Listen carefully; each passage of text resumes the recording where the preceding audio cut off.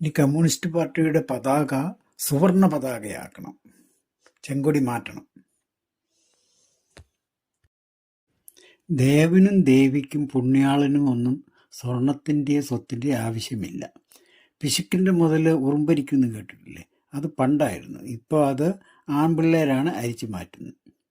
എല്ലാ മതസ്ഥാപനങ്ങളുടെയും നേർച്ചയായി കിട്ടുന്ന സ്വത്ത് അത് സർക്കാരിലേക്ക് കണ്ടുകെട്ടണം. എന്നിട്ട് നാടിൻ്റെ നന്മയ്ക്കായിട്ട് ഉപയോഗിക്കണം. അല്ലാതെ പുഴയിലെ വെള്ളം കടലിലേക്ക് ഒഴുകുന്ന പോലെ ഇത് ഒരു സ്ഥലത്ത് ആർക്കും ഉപയോഗമില്ലാതെ അവിടെ കൂട്ടിയിടുകയും ചെയ്യും, കുറച്ച് പേരത് അടിച്ചു മാറ്റുകയും ചെയ്യും.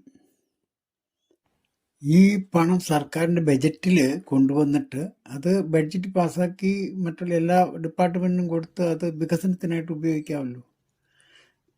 അമ്പലങ്ങളുടെ അല്ലെങ്കിൽ പള്ളികളുടെ എന്തെങ്കിലും അറ്റകുറ്റപ്പണിക്ക് വേണ്ട കാശ് അതും ഒരു ഗവൺമെൻറ് സ്ഥാപനങ്ങൾ നടത്തുന്ന പോലെ അതിന് ബഡ്ജറ്റ് ഉണ്ടാക്കി ചെയ്താൽ മതി.